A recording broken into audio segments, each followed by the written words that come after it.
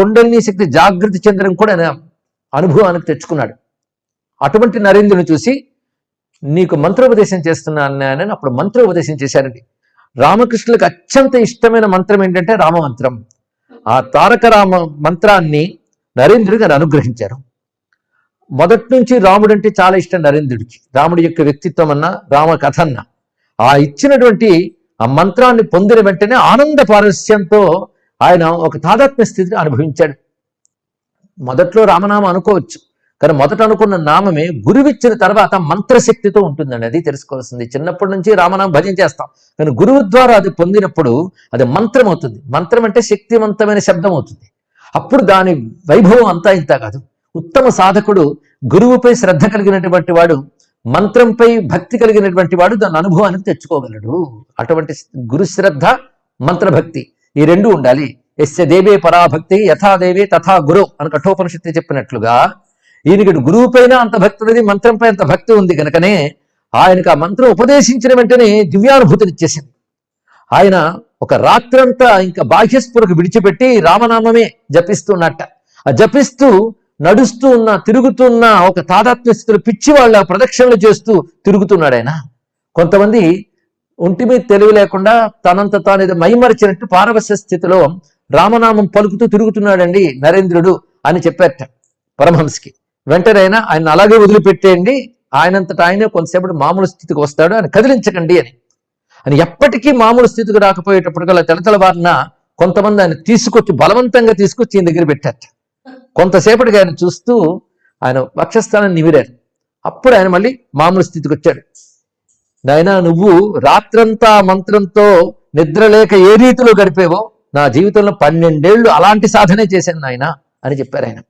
దీన్ని బట్టి ఆ రామతారక మంత్రాన్ని పొందినటువంటి వాడి గురువు ద్వారా మంత్రోపదేశం అంటే మంత్రదీక్ష, స్పర్శ దీక్ష, దృగ్దీక్ష మొదలైనవన్నీ పొందగలిగాడు ఆయన. పరిపూర్ణమైన గురుకటాక్షం లభించింది వివేకానందకి. అందుకే కేవలం తన దృష్టి మాత్రం చేతనే ఆయన తన శక్తిని ప్రసరించారు అని చెప్పుకున్నాం. ఇది చివరిగా ఇచ్చిన దీక్ష. దీనికంటే ముందు ఒక విషయం జరిగింది. ఆయన తన దగ్గర ఉన్న యువ శిష్యులు కొందరికి కాషాయ వస్త్రాలు ఇప్పించి ఇది ధరించి మరి భిక్షకు వెళ్ళండి అన్నాడు. అంటే ఇది ఒక విధమైన సన్యాస దీక్ష. ఆ వాళ్ళు భిక్షకు వెళ్ళినప్పుడు కొన్ని అవమానాలు కూడా ఎదుర్కొన్నారు. ఈ అవమానాలు ఇవన్నీ కూడా ఉత్తమమైనటువంటి సన్యాసి భరిస్తాడండి, అంతేగాని ఆగ్రహించడు. అదొక కఠోరమైన సహనానికి నిదర్శనం. ఆ విధంగా తెచ్చినటువంటి వాళ్ళు భిక్ష చేసినటువంటి తీసుకొచ్చిన పదార్థాలు వండిన తర్వాత ఇది అమృతప్రాయంగా ఉంది అని తిన్నాట పరమహంస. అందుకే సన్యాసము, దానిలో భిక్ష, వాటి పవిత్రత వేరు మొత్తానికి. అయితే ఆయన పరిపూర్ణ శక్తులు ధారపోయడానికి 4 రోజుల ముందు ఒక విషయం జరిగింది. ఆయన తేదీలు లెక్క కట్టుకున్నట్ట పరమహంస. అంటే ఫలానా సమయానికి వెళతాను లెక్క కట్టుకుని ఒక కాగితం మీదకు బొమ్మ వేశారు. ఆ బొమ్మ గొంతు దగ్గర వాపు ఉన్నటువంటి పురుషాకారం, దాని వెనకాల ఒక నెమలు వెళుతున్నట్టు వేశారు. ఆ గొంతు దగ్గర వాపు ఉన్న పురుషాకారం పరమహంస, వెనకాల నెమల్లా వెళుతున్నవాడు నరేంద్రుడు. అది సంకేతం. దాని పైన రాసింది ఏంటంటే ముందు స్మరణ కింద జై రాధే ప్రేమమయి అని ముందు రాధాస్మరణ చేసుకుని క్రింద రాస్తున్నారు. ఈ నరేన్ లోకానికి ఉపదేశిస్తాడు, అన్ని చోట్లకు వెళ్ళి సత్యాన్ని చాటు చెబుతాడు అని వంగ భాషలో రాశారండి. ఇప్పటికీ దానిని ఒక విలువైనటువంటి జ్ఞాపిక కింద భద్రపరిచి ఉంచారు రామకృష్ణ సంఘం వారు. దొరుకుతుంది, ఫోటోల రూపంలో కూడా దొరుకుతుంది. నరేన్ లోకానికి ఉపదేశిస్తాడు, అన్ని చోట్లకి వెళ్ళి సత్యాన్ని చాటు చెబుతాడు. అప్పటి వరకు ఆయనకి విదేశాలకు వెళ్ళాలని కానీ దేశంలో కానీ తిరగాలి, జ్ఞానాన్ని బోధించాలి లక్ష్యాలు లేవు నరేంద్రుడికి. కేవలం సాధన చేయాలి, ఉత్తమ సత్యం ఏది ఉందో ఈశ్వరుని అనుభూతి పొందాలి, సాక్షాత్కారం పొందాలని తపన తప్ప ఏమీ లేవు. కానీ ఆయన జీవితం యొక్క లక్ష్యాన్ని స్పష్టంగా చెప్పేశారు ఇక్కడ పరమహంస. నరేన్ లోకానికి ఉపదేశిస్తాడు, అన్ని చోట్లకి వెళ్ళి సత్యాన్ని చాటు చెబుతాడు అని రాశారు. అది చూసి నరేంద్రుడు నిరాకరించట. ఇవన్నీ నా వల్ల సాధ్యం కాదు అన్నట్టు. అంటే ఆయనకి బహిర్ముఖత్వం పెద్ద ప్రీతి పోయిందండి. ఆ కారణం చేత మాట అన్నాడు.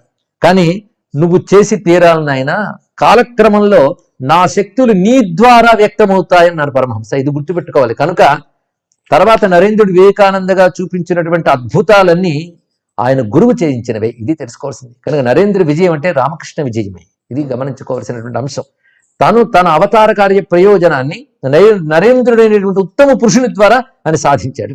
అంతేకాదు నరేంద్రుడితో ఒక మాట అంటాడు, నా బిడ్డలందరినీ నీకు అప్పగించిపోతున్నాను, ఎందుకంటే అందరిలో నువ్వు బుద్ధిశాలివి, ప్రతిభావంతుడివి కనుక.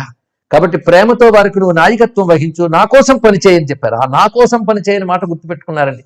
ఏది చేసినా గురువు కోసమే, గురు ప్రేరణే అనే భావన ఉంది గనక ఆయన గురు ప్రేరణ అడుగడుగునే లభిస్తున్నది. అంతేకాదు తన మిగిలినటువంటి ముఖ్యమైన శిష్యులతో కూడా మీరు నరేంద్రుని బాధ్యతలో ఉండండి, ఆయన బాధ్యతలో పెట్టి నేను వెళ్ళిపోతున్నాను, అతను చెప్పినట్లు మెలగండి, ఆయన ఆరోగ్యాన్ని శ్రేష్ఠిని మీరు గమనించుకోండి అని కూడా చెప్పారు. మొత్తానికి సిద్ధ పురుషులు ఇచ్చే సంకేతాలు కొందరు గ్రహించగలరు.